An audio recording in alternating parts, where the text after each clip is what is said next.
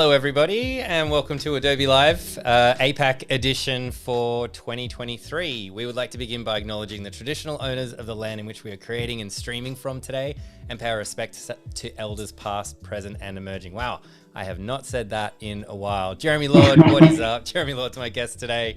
How are you, buddy? Good, thanks. How are you? Yeah, I'm really good. It's exciting to be back in the saddle, back doing some more live streams for the year. What's up, Behance? What's up, YouTube? Great to see some of you folks there, some friendly faces and things like that. Jeremy, New Year's resolution. It's been a minute. Yeah, it's been a minute. New Year's resolution. Let's go.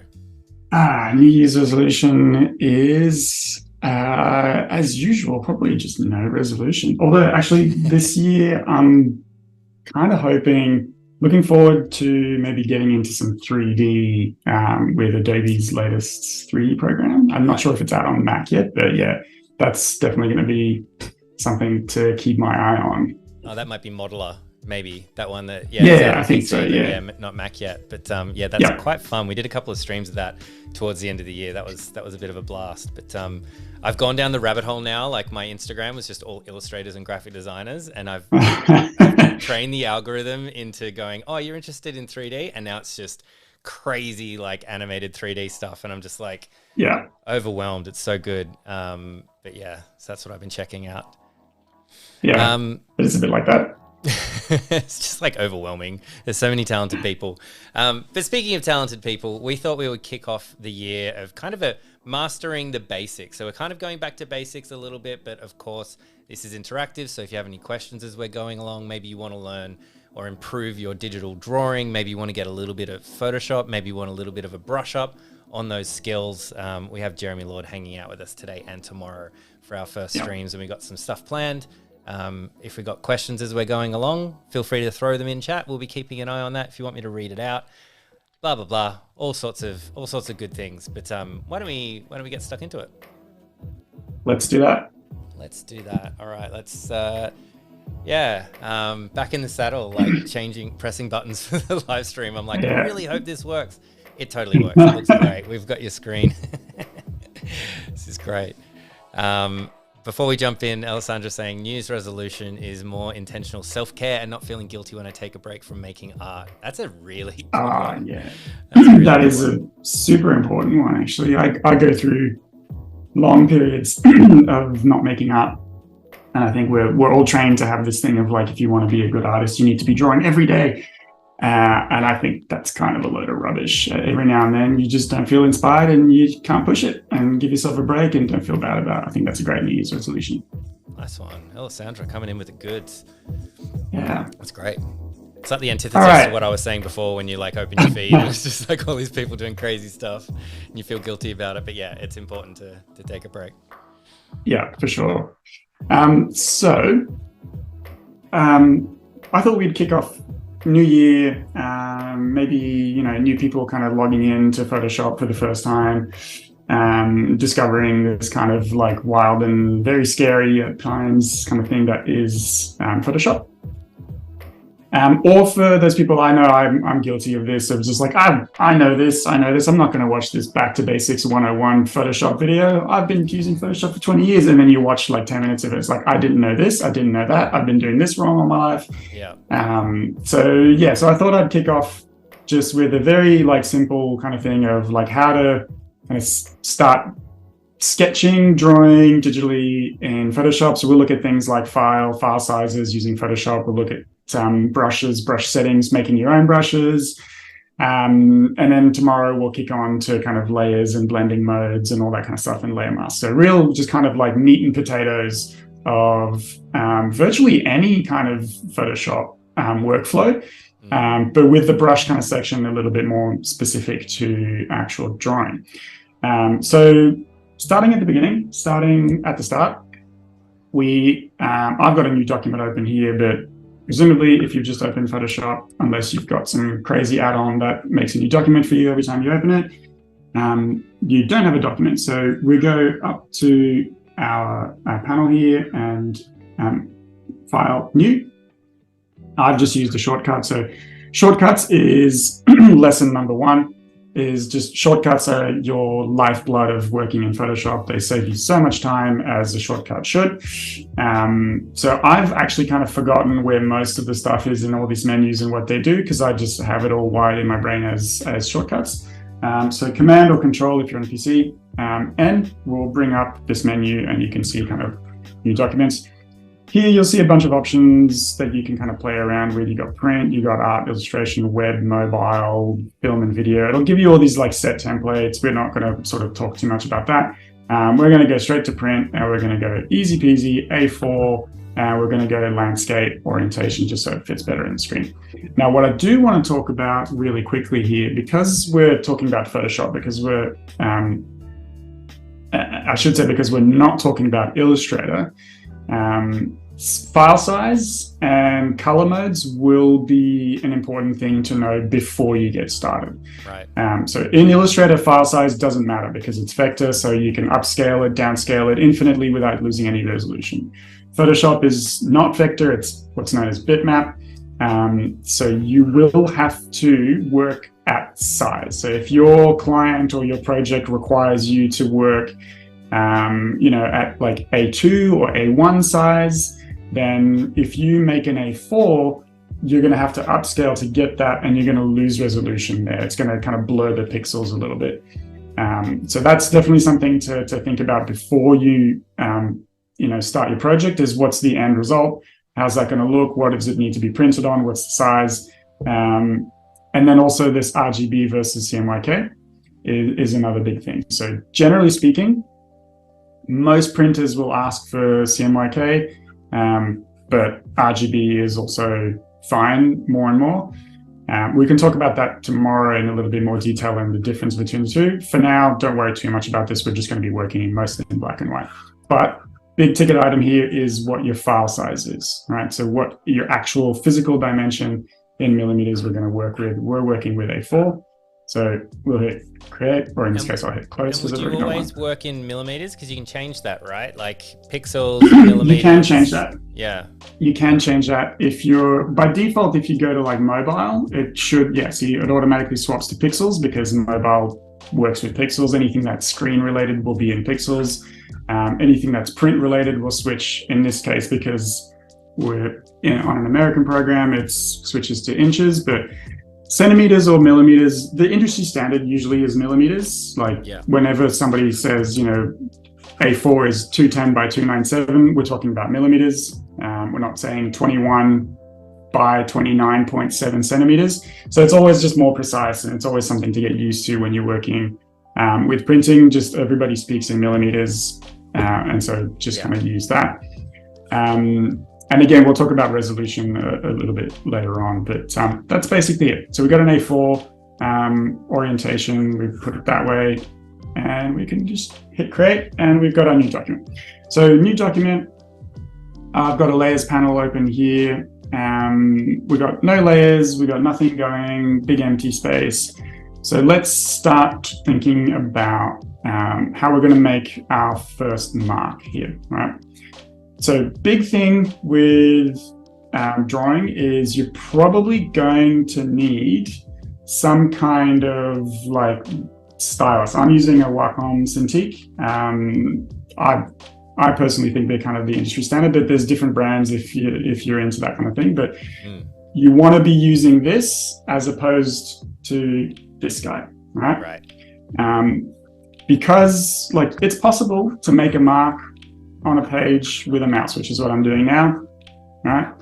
But it's pretty basic and it feels kind of weird and it's not really drawing. So if you're going to get serious about kind of drawing digitally, you're going to need to potentially invest in something that's going to allow you to use a pen on some sort of thing that allows you to make marks in a little bit more comfortable way. I always say kind of drawing with a mouse is like brain surgery with a brick. It's not going to be happy with the outcomes. I think that happened to me when I was a kid. Depending on what you're doing, like, sometimes I will use a mouse, but not to paint. All right. So basic settings here is if we go to open our brush panel, I've got a heap of brushes in here, but by default, you should have a few that are just kind of like a soft edge brush like this. right? So this is your standard kind of like old school soft edge brush. You can use this to do various different things. And it's like, this is fine, right? You can do a drawing with this pretty easily and not have to worry too much about what's going to happen.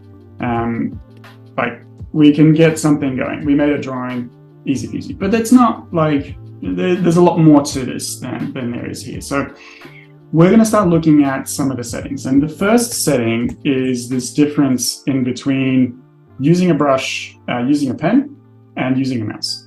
So with a pen, if I start going into my settings here, I've got a whole range of different settings. We're not going to look at all of these, because they're like, there's a lot here and some of them are a little bit kind of technical, and we're doing just the basics. So the first thing is we got the brush tip shape. Brush tip shape, because we're using a circle, as you can see when I kind of increase the size here, we've got this like circle that is like that. That's just the outline of my brush, right? By the way, shortcut for increasing and decreasing brush size is open and close bracket. So open bracket decreases your brush size, open bracket, close bracket increases. So you can kind of do those on the fly as you need to. But yeah, and you can see that little slider kind of happening there. Because I've got this brush set to this, I've got a hardness and a bit of a spacing. I'm just going to leave those as they are, and you can see what's kind of happening here. So nothing's changed. But the big difference when I start kind of going into this, and we'll look at a little bit more detail in a sec, but you can see in here, I've got shape dynamics with a bunch of different options happening in here. The main one is my size jitter. So size jitter, if I turn that to off, you'll notice what's going to happen here is I'm going to get the same thickness of line throughout the entire drawing. Right. Now, this is what happens when I use a mouse as well. All right. So a mouse is either clicked or not clicked. There's no like how hard you click or how softly you click does a thing. It's like on or it's off. It's a binary system. Whereas a pen, all these like pens, regardless of the brand, will have a pressure sensitivity system built into it. And that size can be controlled. So if you look at this, you'll see that it's got a little kind of control thing happening there. I don't know if I can zoom in on that. I don't know if you guys are seeing that kind of zoom in. Yeah. So there's a little thing here that says control. And if I pop this menu down, you'll see I've got a bunch of different things, but they're all relating to a pen or a stylus, right? So pen tilt, pen pressure, or stylus wheel is what's going to make a difference here. So at the moment, it's off. But if I say to it, all right, I want you to affect the size jitter, and I want the thing to control the size jitter to be the pen pressure. So the amount of pressure I put on the pen. Immediately you can see here my little preview of the line has changed to have like tapered edges from what it was before, this kind of like worm shape. Yeah. Now we've got this worm. more of like a leaf shape, right? So here's what happens when I'm using my mouse. Because there is no pressure, as I said, it's just the same thickness throughout. But if I use my mouse and I press if I press lightly on my pen, I get a thin line. If I start to gradually press a bit harder, that line thickens and then release and then gets thin again. So this is a lot more like natural, a lot more akin to what you would get with kind of real media. And the point here, which is a little bit ironic with digital media, is like you're trying to make it as close as possible to not digital media. That's kind of the point with these drawings. So that's the main kind of like argument in itself is enough to warrant kind of an investment in a pen rather than a mouse, is this ability to have pressure sensitivity built in and to do really thin strokes that taper off, or very thick strokes that are going to really fill your screen a little bit more easily. Yeah. So that's the first thing. The second main thing that we're going to look at, if I swap to a not soft edge brush real quick. So here we go. We've got a hard edge brush, right? And again, if Feels I'm much using a nicer on mouse, my eyes. For a couple of minutes there, I was like, is everything coming through like super blurry? And then I looked and the menus were all crisp, but now it's like, looks beautiful. Thank goodness. yeah. So that's your basic kind of like, again, make a mark, except it's not fuzzy, right? Yeah. It's a little bit kind of easier on the eyes, as you said. But as again, with a mouse, no difference in size. With my stylus, I've got a clean line. So this is kind of what I would use most for any kind of like drawing, inking up. I would use this kind of thing to get kind of like smaller lines if I need to be more precise. I'm using a really big fat brush here, but you get the idea. Yeah. Right. So you get these kind of tapered edges, a lot more kind of akin to real kind of inking and cross-hatching. But the really nice thing as well, if I go down into one of the main other menus that I use, is this idea of transfer. So transfer controls the opacity of the brush. Yeah. So here, what I can do is I can tell it to control the opacity of my brush depending on, again, how hard or soft I am pressing. So if I'm pressing down hard, I get a strong, thick line. But if I'm pressing down lightly, you can see that has kind of like faded that line in. So it's thin and it's a little bit lighter on the ink that's there, whereas my mouse won't get any of that going. It looks a little bit more like almost like Japanese inking with the brush like technique. Yeah, so you get this kind of idea of like it feels like a real brush that we can kind of work with. Yeah. It's like losing ink and gaining ink kind of over the time. Exactly. Because of your pressure sensitivity. Yeah. Just as you would with a pencil as well, or any of those kind of tools, is you'd be looking at, like something like this, for instance. Like there, you get a really good sense of that kind of pressure sensitivity, right? Here, it's like super light, almost like watercolory, and if I press down harder, I get a really like much darker line. So you really get this sense that doesn't happen if I'm using a mouse. It's just a solid black line. Yeah. So those are the two main things. And as we are looking at now, as you can see from my brushes, these are some of the brushes that I've either downloaded or made myself. So this round sketcher one here that I use is one of the brushes that I use the most for any kind of sketching, because it allows me to get, this idea of a kind of a sketch happening and get a little bit of lightness or darkness variation in that line work. Without having to have kind of like absolutely it's either light or it's dark, and we're going to kind of work with that, and that's very tricky to work with as we're doing this kind of thing. So I use this brush quite a lot when I'm sketching digitally. We'll take a look at a few others obviously as well, but again here you can see that I'm getting a little bit of a gradient on that eye to get this idea of kind of like shading in there. And I can get heaps of different variations depending on how I use this brush. But again, trying to do this with a mouse, not only do you not get the settings, but also like that's not what your hand is used to. Drawing with this like little soap bar it feels really weird and clunky. Yeah.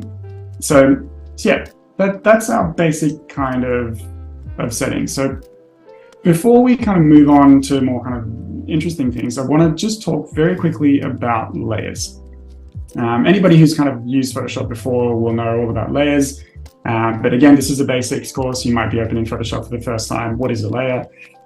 Layers are basically kind of this idea, right? So at the moment, I've got this guy, which is my background. So you want to think about it like tracing paper almost, right? You got your sheet of paper that's sitting on a table, and you're ready to kind of start drawing, and you got your pencil here and potentially your eraser, whatever else, and you start drawing. So everything's going to happen on the same sheet of paper. That's how analog happens, right? Anything that you do, you've only got the one sheet. You need to put everything on the same page, which is not very easy. Like if you need to make a change for a client, for instance, you'll have to start all over again, or you have to erase a lot of stuff. what a layer does, if I go down in my panel here, you'll see a little kind of pop-up down there that will pop up with create a new layer. So I'm going to create a new layer, and that has made a new layer on top of my background. What that's effectively done, if you want to think about it like this, is it's put a sheet of tracing paper kind of floating above my drawing. Right? So now if I do something on the background, right? So if I do this on my background layer and swap just by clicking on layer 1 here, and swap that to a square, this can then be moved later on individually from that. And if I delete that, it won't delete the circle. So it's literally just a new piece of paper on top that's see-through that you can work with. So layers are like the core feature of anything that happens in Photoshop. And it introduces this idea as well of what we call destructive versus non-destructive workflow. So a destructive workflow is one where if a client makes a change, you need to destroy all the things and start again. Or if you've made a change and you kind of like, if you darken something, for instance, you've applied it all to the same layer, that's very destructive because you won't be able to edit it. You want to be able to undo it. So destructive workflow, not great. Constructive workflow is going to help you kind of make changes without destroying anything. As much as possible, that's the workflow you want to do in Photoshop. And I think we're at the point now where there almost always should not be, like, you should always be looking to work non-destructively. Like, there's so many tools. That's right. There's been such a, I've noticed definitely over the years that we've been doing Adobe Live, like a lot of updates to apps across the board has been to allow for non-destructive workflows. Like, I almost feel like Photoshop originally was designed as the most destructive like way to work. Like, it was, you know, pixels instead of vector, like layers, like, you know, once you kind of inked something, you'd have to come back with an eraser, you know what I mean? That sort of thing. Yeah. But there's been so many things built in now that you don't have to do it. Like adjustments, you can have an adjustment layer now that only affects one layer rather than like creating a filter and it affects everything. So you should always be looking for non-destructive ways to work because they probably exist. Yeah, and like tomorrow we'll look at layer masks, which is basically like instead of erasing, which is deleting, you're just hiding. Right? So it's a better way of like, you're not like destroying the thing, you're just not showing it. So it's not there, but it's still there.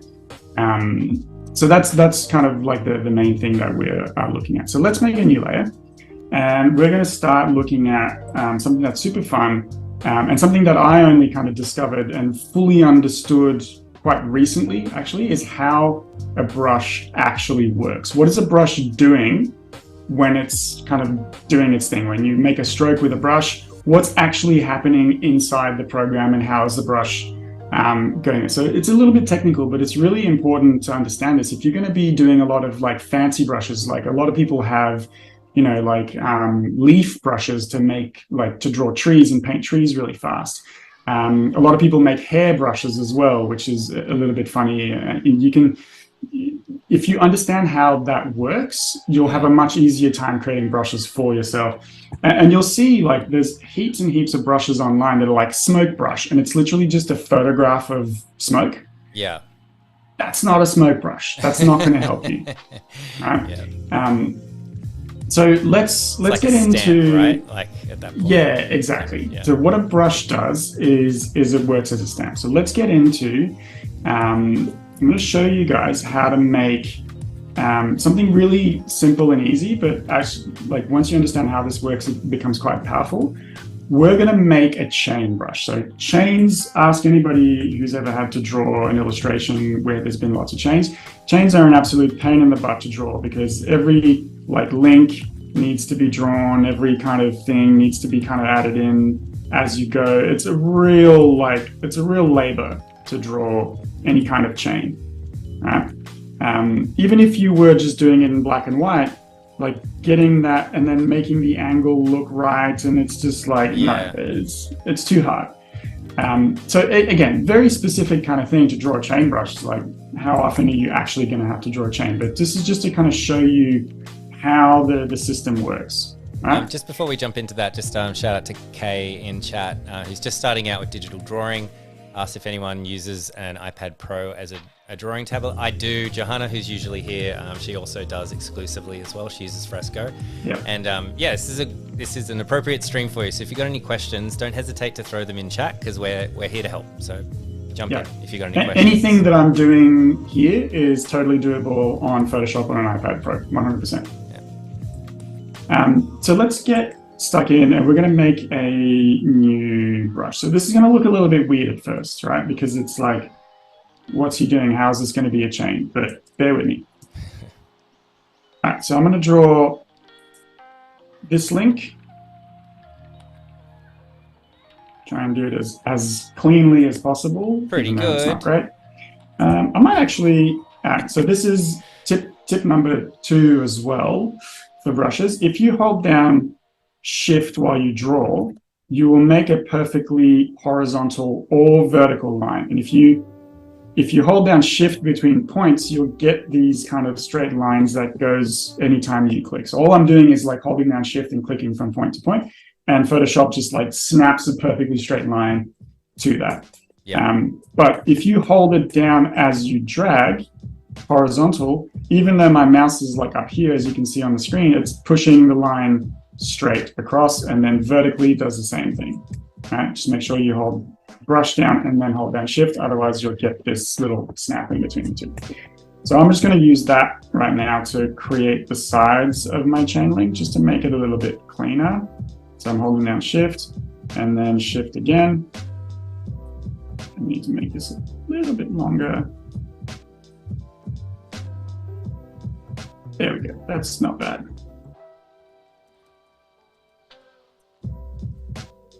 Erase that. The reason I'm spending a little bit of time with this is because this is going to make, I'm going to use this as the base model to make the entire chain. So if the model is wrong, then the whole chain will be wrong as well. But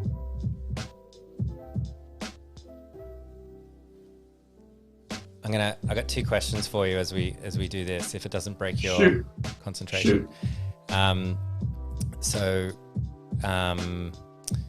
Should have been more prepared. We're just chatting with Kay in chat as well, saying they already own iPad Pro for drawing tablet, wondering if Wacom is something they should invest in because it seems to be a preference.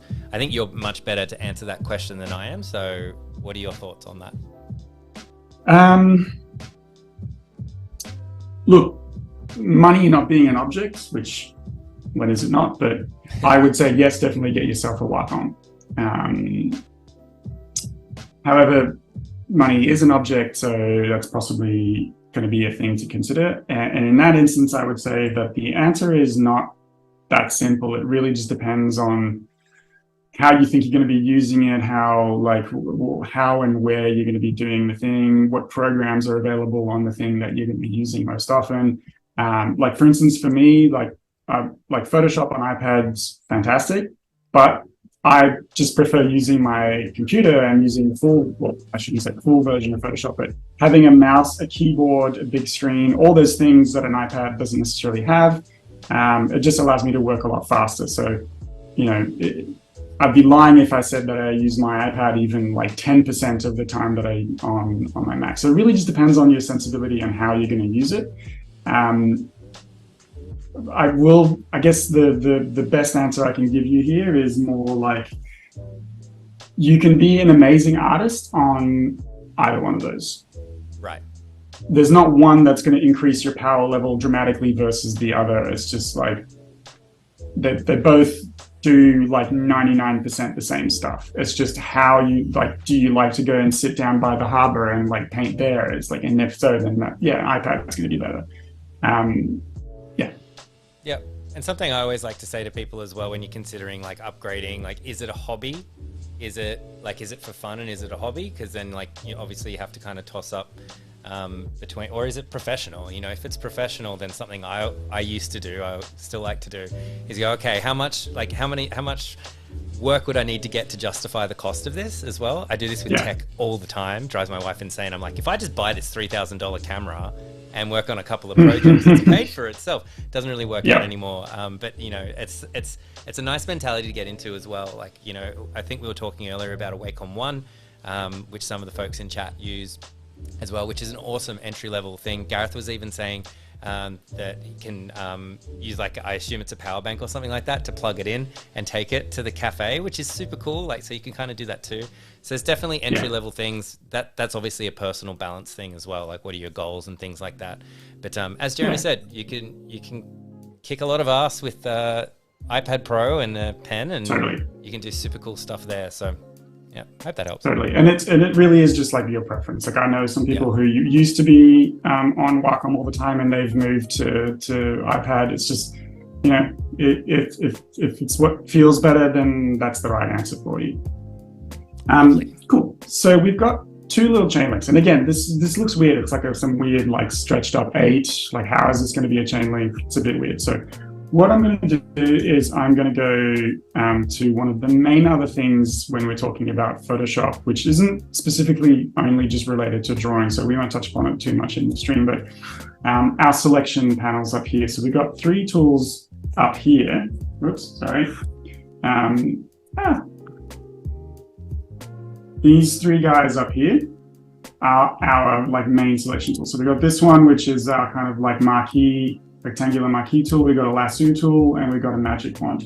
In this instance, we can just use a magic wand. Magic wand kind of looks at pixels and makes the selections for you in that way. So we're just going to click on this, and because we don't have too many different colors, it's going to know pretty much what we're looking at.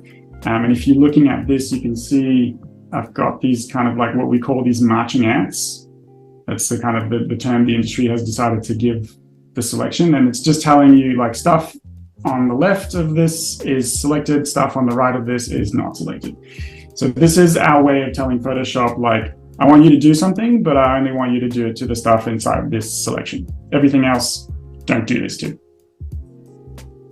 And then I'm going to go up here to Edit, and I'm going to say Define Brush Preset. And that's going to make my brush into a little kind of thing, and I can call it what I want. So I'm going to call this Chain 2, because I've already got one done for this, and I'm going to hit OK. And now you can see that my brush has gone from what used to be a circle to the shape that I just created, because I've used that pixel information. I've said, make this into a shape. Now, this is where the stamp aspect of this comes into play. So let me open up my brushes panel again. And you can see it always gives you the stroke preview of what you're looking at, right? So if I draw now, I'm going to get this. It's like that. It's not a chain. Right.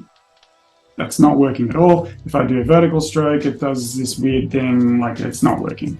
Okay. So I'm just going to make this a little bit smaller. So bracket, open and close brackets to change the sizes. And first thing I'm going to do is I'm going to go into my brush tip shape. So I've drawn this vertically, but what I needed to do is actually to apply the stamps in a horizontal way. So had I been a little bit smarter, I would have actually drawn my chains to be horizontal. Like landscape, but like across like that.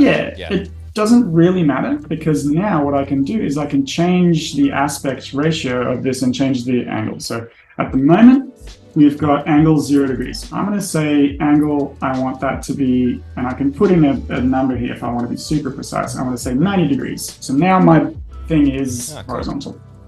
Yeah. So again, I could have just done this from the get-go and just use that as is, but just to show you guys, you can then rotate this and kind of put it on an angle as you need.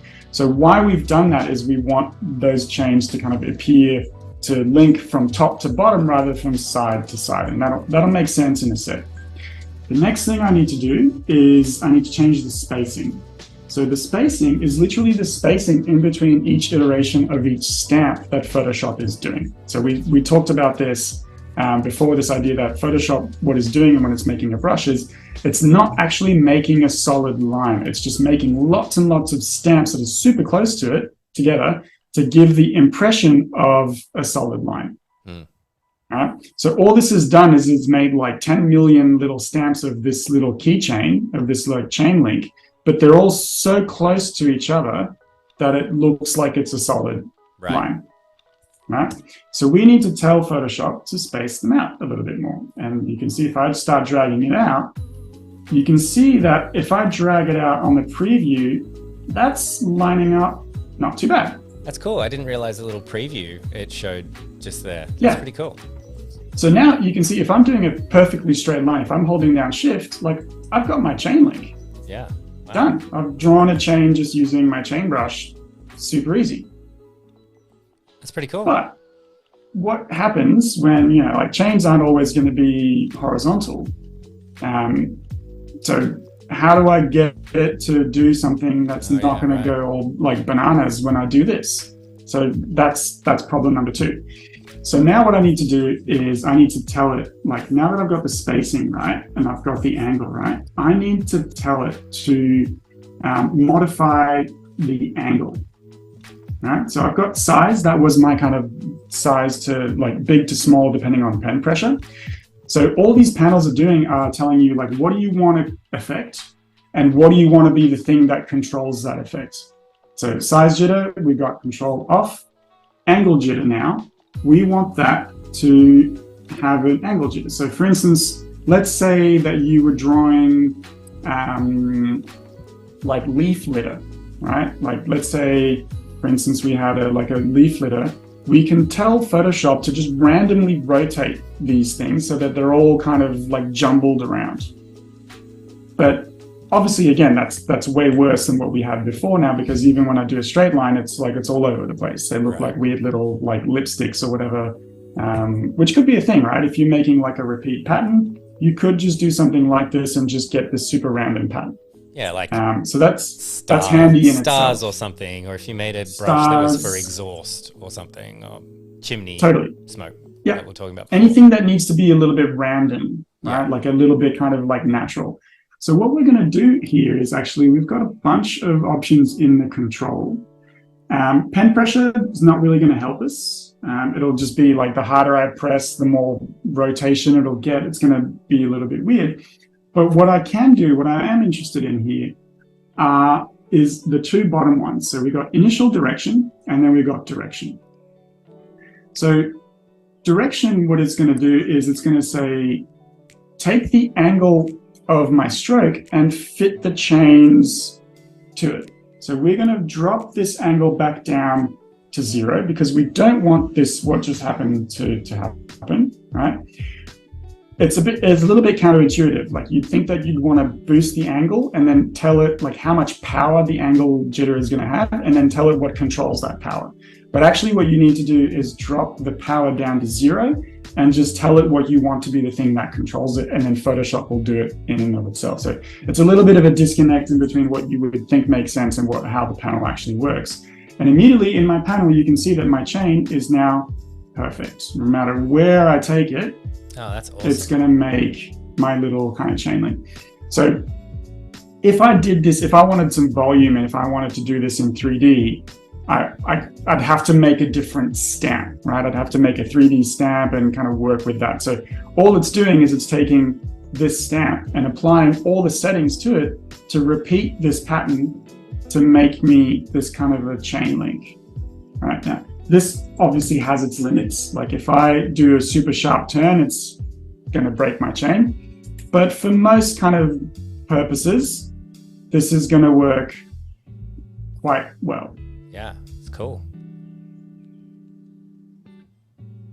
So would that's you like create? Kind of like, oh yeah, sorry, go on. Yeah. I was just going to say, would you create? Do you have like a library of things like this that you might reuse, and so it kind of saves you time down the track? Yeah, there are certain brushes. All of my brushes are a little bit weird because they're very circumstantial. And I would add a little caveat to this is like, don't let these special effect brushes become a crutch too much.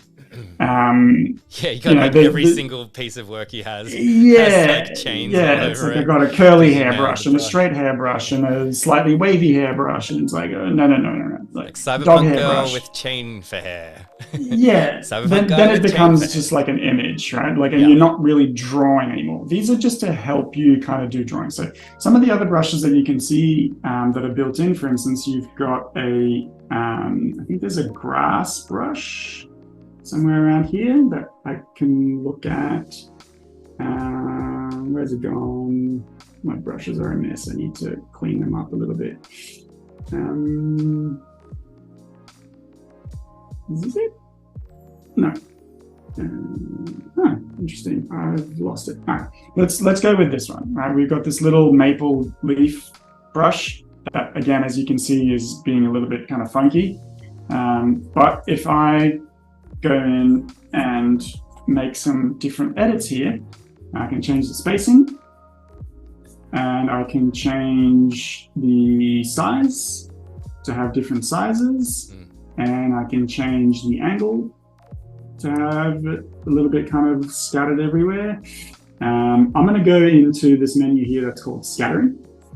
This one's a little bit kind of a little bit more circumstantial, but what it will do essentially is when I draw like this, you can see I've got different sizes, different rotations, but it's still a little bit of a line. Like you can see there's definitely kind of like line work happening here.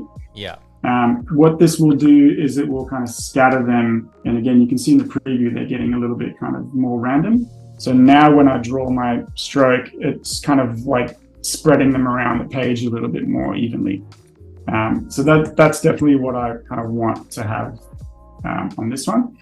And then the next thing I want to show you guys here with certain brushes is the color. So you can actually tell brushes to apply different colors per stamp within a certain range. So we're going to go into this one to go to color dynamics.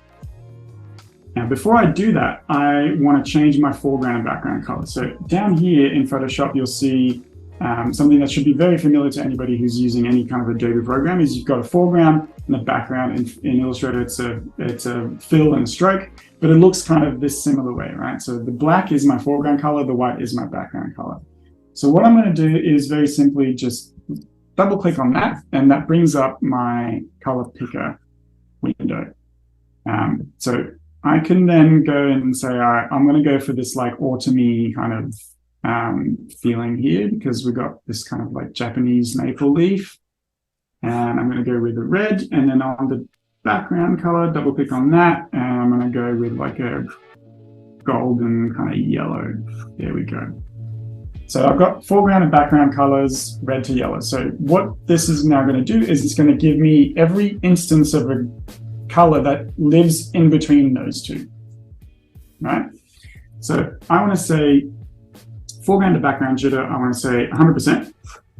And now what happens when I paint is I get this, right? So they're all the same color. So this is going to be really important to remember to do this if you're kind of looking at doing any like leaves or grass or anything that has like overall the same color but just slight variations in. What it's now done is it's found like if you were doing a gradient, for instance, if I go and pick a gradient here and go into my foreground to background, right? I'll just show you guys, show you guys this real quick so you can see what's happening.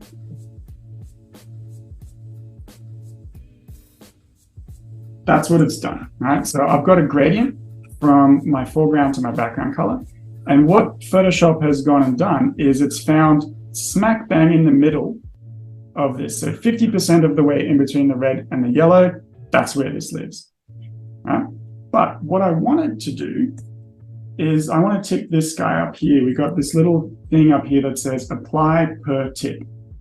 So with that clicked, what it's going to do is it's going to choose one color in there and apply a different one per tip that I put in. So now you can see I'm getting some yellow ones, I'm getting some more orangey ones, some red ones. Now it's just randomly, every time it does a stamp, it's randomly choosing any of the colors in that scale of colors to stick it in there. That's awesome. I didn't know you could. So it's pretty cool, right? I didn't even know you could tell the brush to kind of default to color. There's heaps of stuff in here that like I rarely ever fiddle with it. I don't know how much it works, like how well it works too well, but these are the kind of the basic settings. We've got size, we've got angle, we've got spacing, we've got scattering, and then we've got color. Those things should allow you to make most of the brushes that you want to make. Yeah. Right? So now we've kind of looked at all of that, and we've made these kind of like wacky special effect brushes that are very circumstantial and very specific. Like, what if I'm drawing any other tree than a Japanese maple tree? It's like, all right, yeah, good point. So let's go back to super basics, and let's look at how you would create something that could potentially pass as a sketching brush, right? So I'm going to select my brush here. And here we go. So this is Kyle's dry media brush. So Kyle T. Webster has a website. I think if you go and say, I can never remember where this is. There is up down here, I think. Get more brushes. Get more brushes. Was there a get more brushes?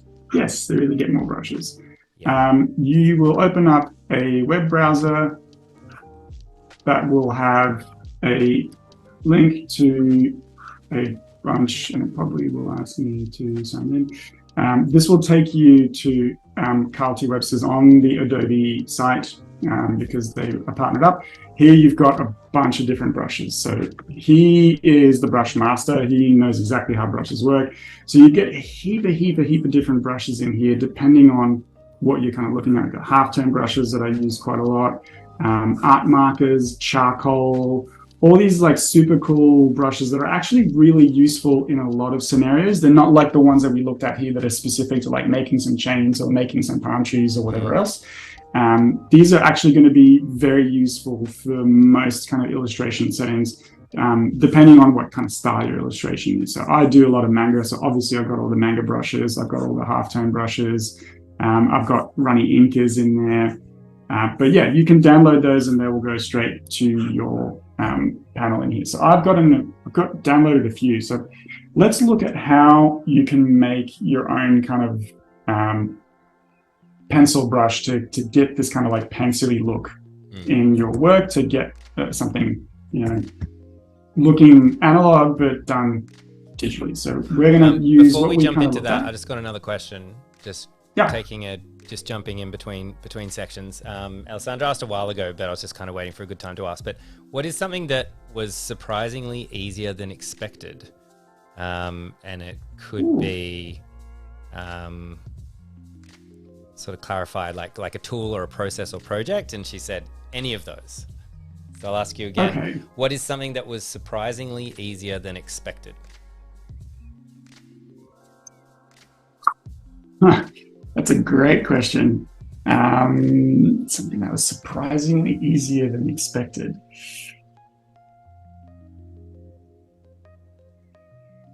You've stumped it. I don't know. Everything's really difficult. Everything is hard. Yeah. I'm tired all the time. Yeah.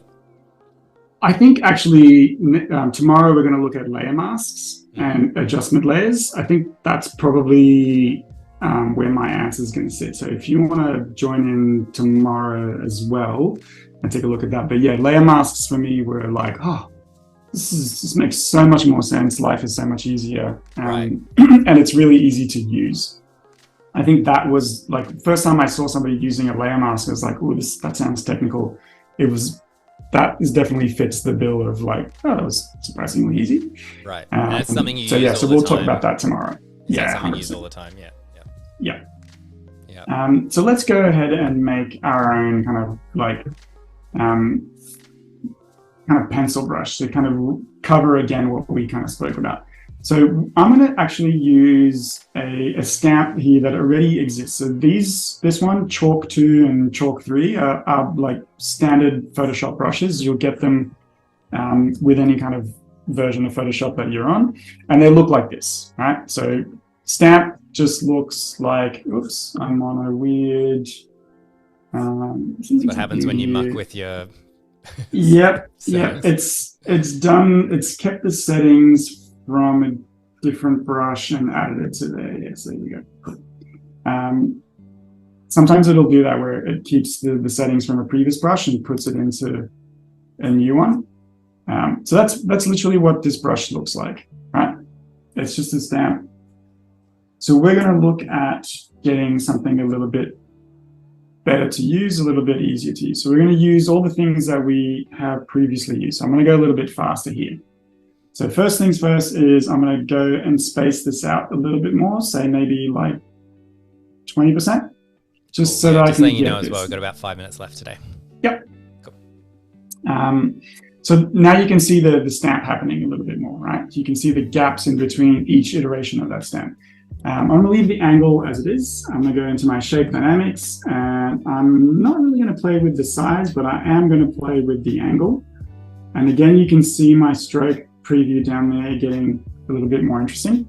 So now what that's doing is it's not doing this uniform, like repeated pattern that you can totally see is happening here.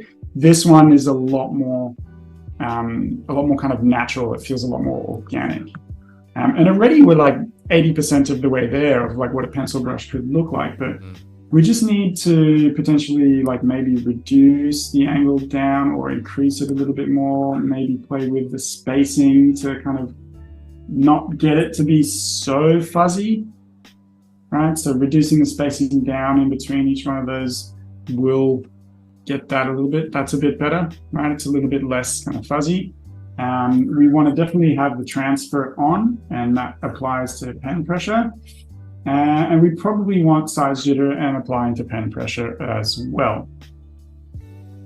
And that's basically our little kind of sketchy pencil brush, right? And that's going to give me something that's going to, when we zoom out, it's going to look a lot like pencil. Right, yeah. And it's going to behave a lot like a pencil would, and get this kind of gradient in per stroke. If I'm pressing down lightly, I get a much lighter kind of vibe. So that's, you can make your own pencil brushes. You can, or you can just download ones that already exist that are, there's thousands of pencil emulator brushes. They're all really good. They will go in and put texture in there as well. So you can actually upload a texture. If you got like a paper texture, or like a horse paper texture, or like, a coarse paper texture, or a very fine texture. Yeah. New year, new words. Yeah. Brain, please work. You can actually apply a texture to it as well. Those are all things that you can absolutely do in here. The last thing that I will touch upon before we're going is a very simple thing that I discovered quite recently, actually, is when I was doing these kind of pencil drawings, I was using just black. And so, like, let's say I'm going to go into Perfect Pencil here. Let's use the real deal. All right, so we've got this kind of like very pencil-y kind of brush. Instead of using black, hot tip, to make it look, if you want it to look like actual pencil, bring it up into the yellows and just bring it out of that gray. You want like a warm, super, super dark gray, right? So like we're living down here because pencil lead isn't actually black. Charcoal is black, but pencil lead has actually got this kind of like gray value to it. And you can see immediately the difference in between the two. This one looks a hell of a lot more like pencil than this one. So if you're trying to get this kind of like pencil look to your digital sketch, which is totally like something that you can do. A lot of artists work that way to make it look like it's analog, but it's actually digital. This simple little color change will make a huge difference to that workflow. And why yellow? Is it because in the real world there's usually a sun and the color is usually warm like that? But also because it's just, like you could go with a gray if you wanted to. Just a flat gray instead of that. And that would also work a little bit better. But yeah, as you said, like the light is a little bit yellow, so that's working there. No paper is perfectly white, so it's infusing a little bit of kind of cream yellow into it. So using just a little bit of yellow, just dragging that into the yellow a little bit more, just makes it feel a little bit more kind of vibrant and real. That's cool. I've never heard that one before. That's neat. Yeah, it's one of those things I was talking about at the beginning where it's like, I got this, I know how to do this, I'll just use black. And then somebody's like, oh, use this instead. And you're like, oh, I've been doing it all wrong. I need to do this. That's cool. I really like So that. yeah, so I think this is the first time we've ended a stream and I haven't actually created anything. Um, but yeah, that's the kind of the basis of what we're looking at here with our like brush settings. Yeah. Looked a little bit into layers. Tomorrow we're going to look at layer masks and we'll start getting into color, and I'll actually start making a drawing and we can kind of put a lot of this into practice. That's cool. I have one more question before we go out, which is when it comes to brushes, like how many brushes do you recommend people have? I think I've heard, you know, some people like master a sketch brush and master an inking brush first, or do you have 100%. like 5 or 6 or 10 or something? So yeah, what's your perspective on that? That's absolutely where I would live. That's right? probably where I got it from. Yeah. My thing is, I think because digital invites you to do so many things and there's so many options, it's very easy to also get lost in it all, because there's just like, hey, you could do this, but you could also do this and you could tweak it 10%. It's like, oh, I just need to do a thing. Basically, if look, maybe this sounds a little bit mean and a bit rough, but if you can't do a good drawing with just your simple, round, no special effect brushes, it's not like using a Fandangle like hairbrush isn't going to help you. Right. Okay. Right. Like we're actually going to get cut off, so we might have to leave it. Okay. We might have to leave it there. Yep. Yeah. All they do is save time. That's it. Right. Okay, cool. Well, thanks, Jeremy. This has been awesome. It's been off the chain. I've been waiting half an hour to say that. And thanks everyone. Thanks everyone in chat. Great to hang out. Great to see some familiar faces. We'll see you hopefully tomorrow for part 2 with Jeremy. See you, Jeremy. See ya.